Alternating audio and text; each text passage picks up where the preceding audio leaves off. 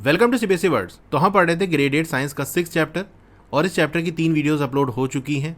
अगर आपने नहीं देखा तो description as well as comment section में आपको प्लेलिस्ट का लिंक मिल जाएगा, वहां से देख सकते हो। तो आज का हमारा टॉपिक है 6.4 high speed winds result in lowering of air pressure. High speed winds की वजह से जो प्रेशर है वो लोअर हो जाता है, कम हो जाता है। चलिए इसके बारे में जानते हैं। Activity 6.6 let us observe. आपको 2 बैलून्स ले लेने हैं जिनका साइज सेम हो। दोनों ही बैलून्स को आपको इन्फ्लेट कर देना है, फुला देना है और स्ट्रिंग से उनको टाई कर देना है, बांध देना है। दोनों ही बैलून्स को हैंग कर दो किसी स्टिक से या कहीं पर भी कोई फ्लैट सी सरफेस हो, उससे आपको हैंग कर देना है, लटका देना है, leaving a gap of 6 to 10 centimetre. दोनों बैलून्स के बीच में 6 to 10 सेंटीमीटर का गैप होना चाहिए। Now blow air into the narrow space between the balloons. अब दोनों बैलून्स के बीच की जो पतली सी जगह है, जो आपने गैप रखा है ना 6 to 10 सेंटीमीटर का, उसमें एयर ब्लो करो। What happens to the balloons. Balloons के साथ क्या होगा? Note down your observations. अपने ऑब्जर्वेशन को आप नोट डाउन करो। Now blow harder and observe. तो एक बार थोड़ा हल्के से फूंक मारना और फिर दूसरी बार और तेज से आप फूंक मारो। ऑब्जर्व करो क्या होता है। अब देख सकते हो ये 2 बैलून मैंने हैंग कर लिया है। इसके बीच में अराउंड 10 सेंटीमीटर का गैप है। इसके बीच के रीजन में मैं एयर ब्लो करूंगा, यानी फूंक मारूंगा।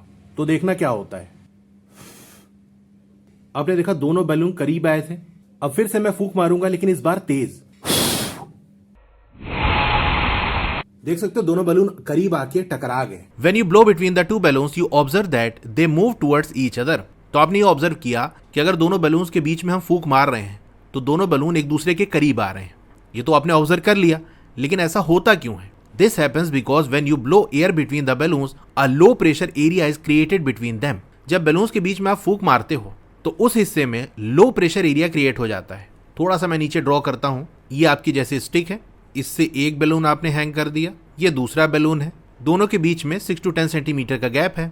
अब जब बीच में आप फूंक मारोगे तो उसकी वजह से होगा ये कि इस बीच के हिस्से में, यहाँ पर दोनों बैलून्स के बीच में लो प्रेशर एरिया क्रिएट हो जाएगा, यानी यहाँ का जो प्रेशर है कम हो जाएगा।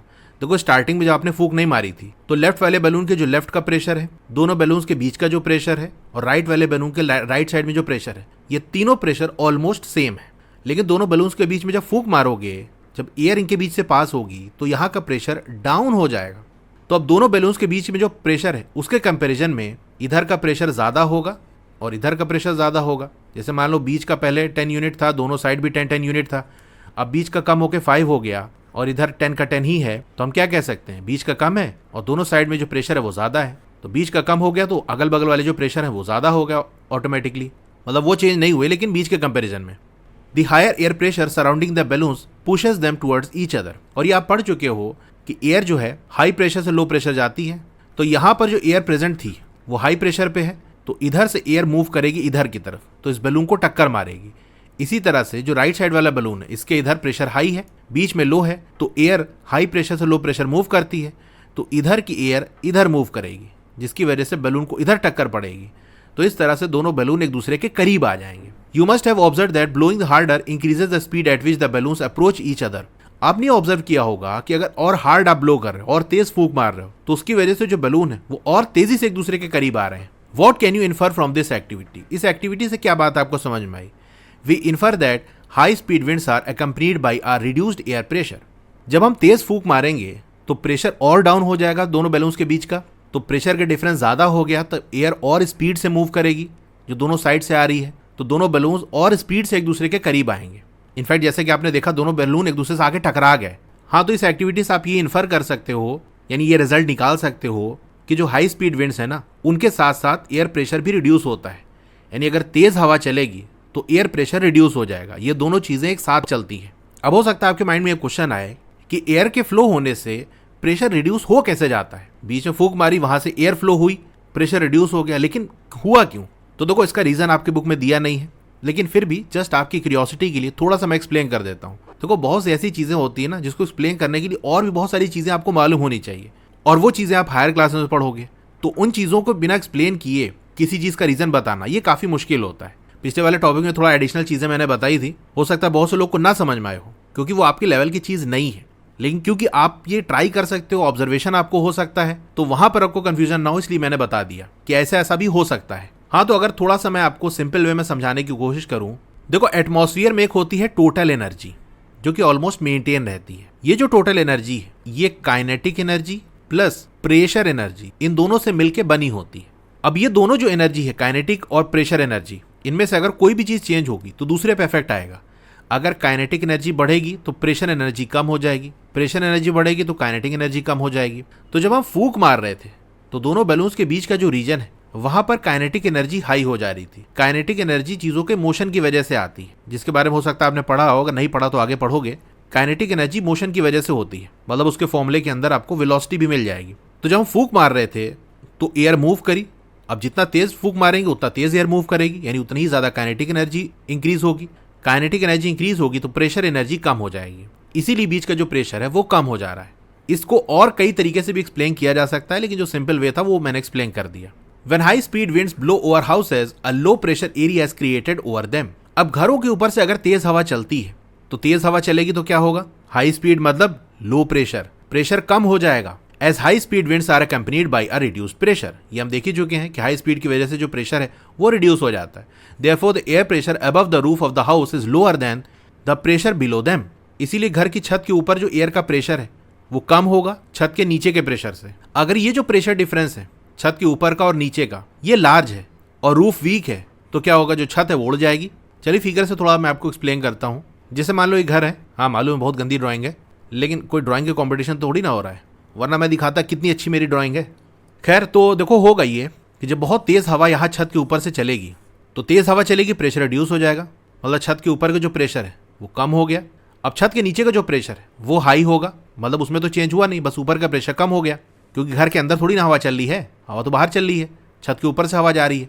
अब जितना तेज हवा चलेगी ऊपर का प्रेशर उतना ही डाउन हो जाएगा, तो छत के ऊपर और नीचे के प्रेशर का जो डिफरेंस है वो हाई हो जाएगा। तो होगा ये कि रूफ के नीचे की जो एयर है वो हाई प्रेशर पे है, रूफ के ऊपर वाली जो एयर है वो लो प्रेशर पे है। तो आप जानते हो कि एयर हाई प्रेशर से लो प्रेशर जाती है, तो नीचे की जो एयर है वो इस रूफ पे टक्कर मारेगी, वो चाहेगी कि ऊपर चले जाए हम, तो नीचे से ऐसे टक्कर पड़ेगा तो छत उड़ जाएगी और उड़ के उड़ जाएगी मतलब। तो ये होता है, हवा चली, ऊपर का प्रेशर डाउन हो गया, नीचे का प्रेशर तो कोई चेंज नहीं हुआ तो वो हाई रहेगा as compared to the pressure above the roof. नीचे का प्रेशर हाई, ऊपर का प्रेशर लो, तो नीचे जो एयर प्रेजेंट होगी वो ऊपर की तरफ मूव करना चाहेगी, हाई प्रेशर से लो प्रेशर की तरफ, तो छत इस तरह से उड़ जाएगी ऊपर। अब देखो ये चीज़ें जनरली तब होती है ना जब बहुत तेज़ हवा चल रही हो और जो रूफ है वो वीक हो, जैसे कोई कच्चा मकान है तो वहाँ पर छत इतनी मजबूत नहीं होती। अब जैसे आजकल तो पक्के मकान बनते हैं तो वो रूफ जो है काफ़ी स्ट्रॉन्ग होती है, तो इसलिए इतना इफेक्ट हमको देखने को नहीं मिलता। अगर विलेज वाले एरिया में आप रहते हो जहाँ पर कच्चे मकान है या आप गए होगे तो वहाँ पर ऐसा होता है। लेकिन उससे बचने की भी एक टेक्निक है कि अगर आप चाहते हो कि छत ना उड़े तो एक जुगाड़ कर सकते हो। चलिए देखते हैं वो क्या जुगाड़ है। That is why it is safer to keep doors and windows of the house open during storms with high speed winds. अगर चाहते हो छत ना उड़े तो उसके लिए आप ये करना कि खिड़की दरवाजे खोल दो। आप कहोगे हवा चल रही है, खिड़की दरवाजे तो बंद करते हैं। खिड़की दरवाजा खोल दोगे तो घर के अंदर से भी हवा चलने लगेगी, तो अंदर का भी प्रेशर डाउन हो जाएगा, मतलब उतनी तेज हवा नहीं चलेगी जितना कि ऊपर चल रही है, लेकिन ये प्रेशर की जो डिफरेंस है ये कम हो जाएगा, क्योंकि घर के अंदर से भी हवा पास हो रही है तो उधर का भी प्रेशर डाउन हो जाएगा। When the same wind moves over the roofs and through the houses, the pressure difference between inside of the houses and over the roofs is reduced to a large extent. तो यही बात यहाँ पर भी कह रहा है कि अगर वही हवा जो छत के ऊपर से जा रही है और घर के अंदर से भी पास हो रही है तो प्रेशर के जो डिफरेंस है घर के अंदर का और छत के ऊपर का वो काफी हद तक कम हो जाता है। This helps prevent the roofs from being blown off as shown in figure 6.14b, जिसकी वजह से छत को उड़ने से बहुत हद तक बचाया जा सकता है। ये ऊपर वाली फिगर देखो, छत उड़ गई क्योंकि खिड़की दरवाजा बंद कर दिया कि घर के अंदर हवा ना घुसने पाए। घर के अंदर तो नहीं गई लेकिन छत तो उड़ गई ना, अब तो हवा ही हवा मिलेगी। और ये देखो नीचे, ये समझदार था, इसने खिड़की दरवाजा खोल दिया। You must have experience that when high speed winds blow during storms they are sometimes accompanied by thunder and lightning. आपने एक्सपीरियंस किया होगा जब बहुत तेज हवा चलती है, जब तूफान आता है, तो कभी कभी ऐसा भी होता है कि साथ में बिजली कड़कती है, बिजली चमकती है, ये भी आपको देखने को मिलता है। चलिए इसके बारे में और जानते हैं। तो ये नेक्स्ट टॉपिक में हम देखेंगे जो कि नेक्स्ट वीडियो में आएगा।